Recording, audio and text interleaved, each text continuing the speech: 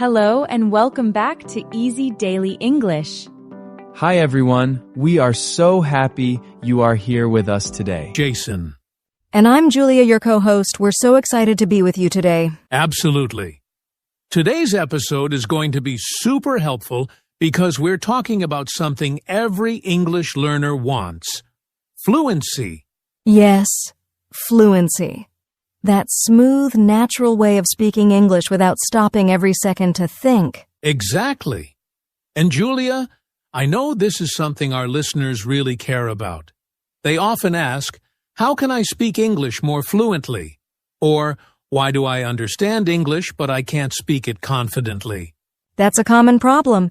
Many learners understand English grammar or vocabulary, but when it's time to speak, they freeze or feel nervous. Right. So today, we're going to break it down into 5 clear steps that can help you speak more confidently, more naturally, and more fluently. Before we jump into the steps, let's quickly talk about why fluency matters. Why is it so important? Good question. Fluency gives you freedom. It helps you speak your thoughts clearly, whether you're in a classroom, at a job interview, or just talking to friends online. And when you're fluent, people understand you better.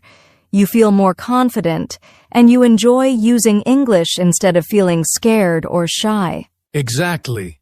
It's not about being perfect. It's about being comfortable, natural, and able to express yourself. So true. And the good news is fluency is not a talent. It's a skill you can build with the right habits and practice. So if you're ready to boost your fluency and speak English with more confidence, stay with us. Let's dive into step 1. All right, step 1 to improve your English fluency is simple but powerful. Practice speaking daily, with purpose. Yes, and we want to really highlight that last part. With purpose. It's not just about saying a few English words and calling it a day. Exactly. You have to be intentional. It's like going to the gym. You don't just walk around the gym and expect to get stronger. You have to train specific muscles. And speaking English is the same. Love that example. So, Jason, what does speaking with purpose actually look like for a learner? Good question. It means setting a small speaking goal every day. For example, today I'll describe my morning routine in English. Or I'll talk for 2 minutes about what I did yesterday. Yes, even if you're alone, you can still speak. Stand in front of a mirror, pretend you're talking to a friend, or record yourself on your phone. Actually, that's one of my favorite tips. Record yourself speaking. It feels weird at first, I know, but it helps you hear your pronunciation, your speed, and your grammar. You become more aware. And the best part is, you can track your progress. If you record yourself once a week, you'll notice your improvement. It's really motivating. Also, speaking out loud helps build muscle memory. Your mouth, your tongue, your brain, they all need to get used to making English sounds smoothly. Right. It's not just mental, it's physical too. You're training your speaking muscles like an athlete trains for a sport. Let's give an example. Let's say I want to practice speaking today. I'll choose a topic, like what I ate for lunch. Then I might say out loud, today I had grilled chicken with rice and a salad. It was delicious. I also drank a glass of orange juice. Perfect. Simple, clear, and real. And the more you do this, the easier it gets. Start with 1 minute a day, then move to 3, then 5. And remember, don't worry about making mistakes. That's how you learn. The goal is fluency, not perfection. Exactly. If you get stuck, just keep going. You can even say, I don't know the word in English, but it's like, and try to explain it. That's real communication. Native speakers do that too sometimes. It's okay to not know everything. And if you have a language partner, great. Practice with them daily, even for a few minutes. If not, talk to yourself seriously. Talking to yourself in English is powerful. Absolutely. I always say, if you can think it, you can speak it. But you have to practice out loud, every day, even just a little. So, step 1 is, make speaking English a daily habit and speak with intention. Choose a topic. Set a timer. Talk to yourself. Record it. Review it. Even 5 minutes a day will build fluency over time. It's like watering a plant. Small drops every day equals big growth later. Love that. Are you ready for step 2? I am.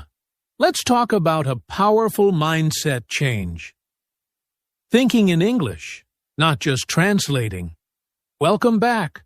So, step 2 to improving your English fluency is something that takes a little practice but makes a big difference. Think in English, not just translate. Yes, this is so important.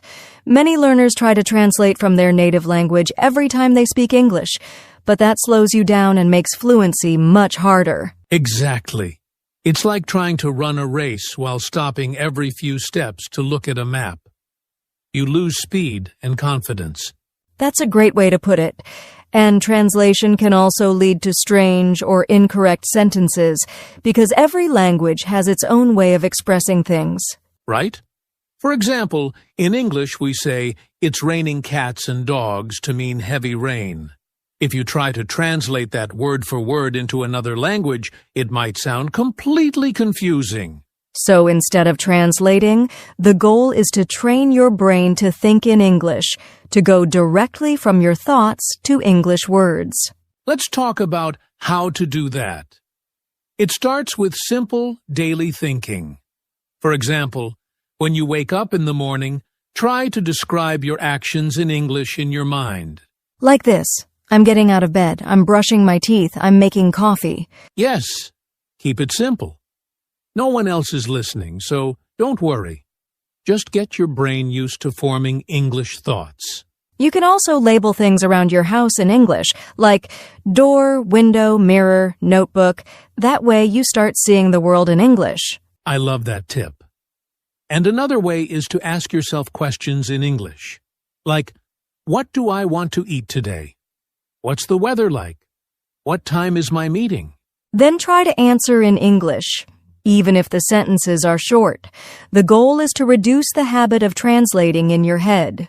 Here's a helpful trick I've used with students. Set a no translation time. Maybe just 10 minutes a day, where you only allow yourself to think in English. Oh, I like that.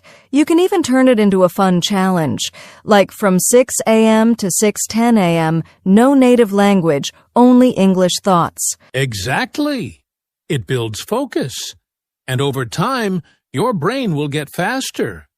You'll be surprised how much you can actually think in English without help. And don't worry if you don't know how to say something, just use simple words.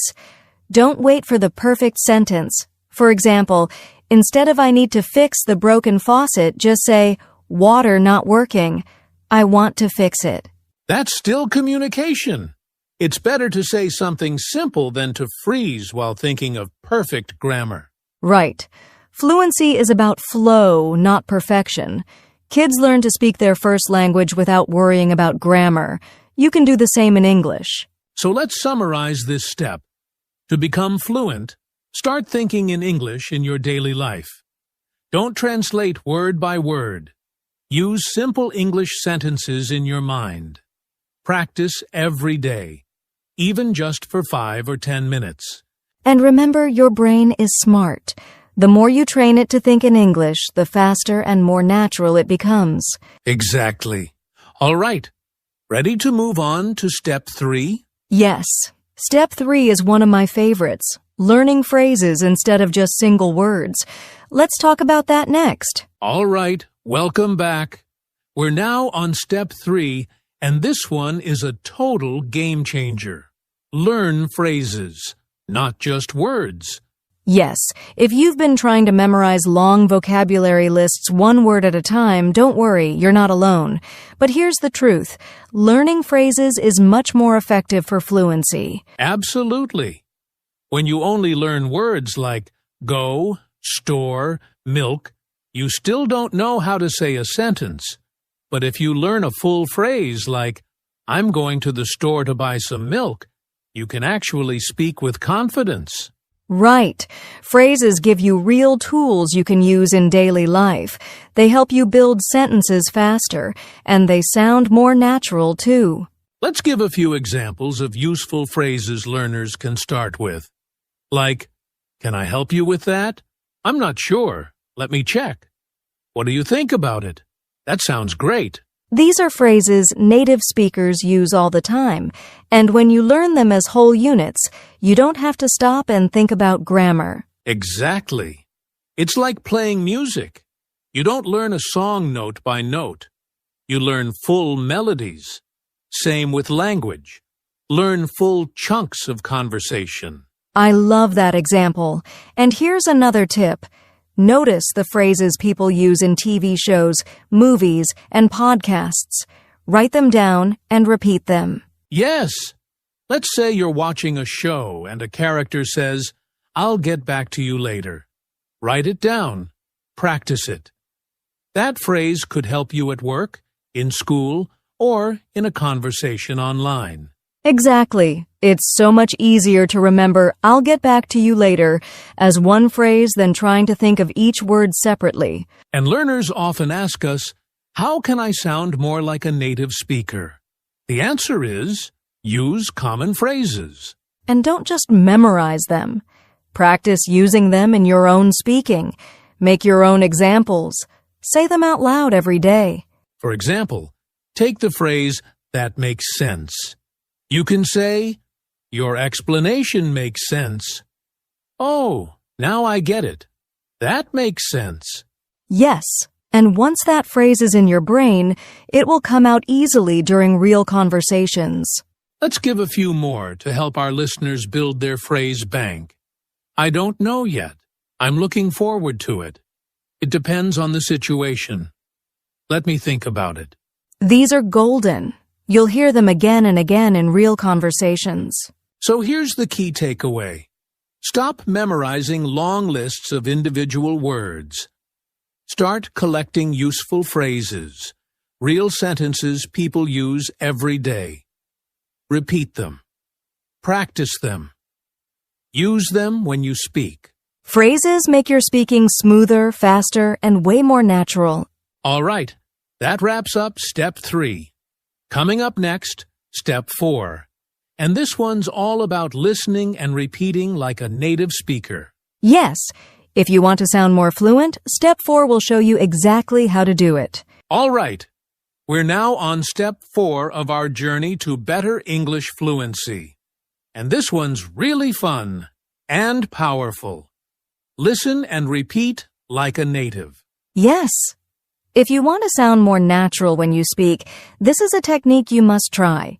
It's simple. You listen carefully to a native speaker, and then you repeat exactly what they say.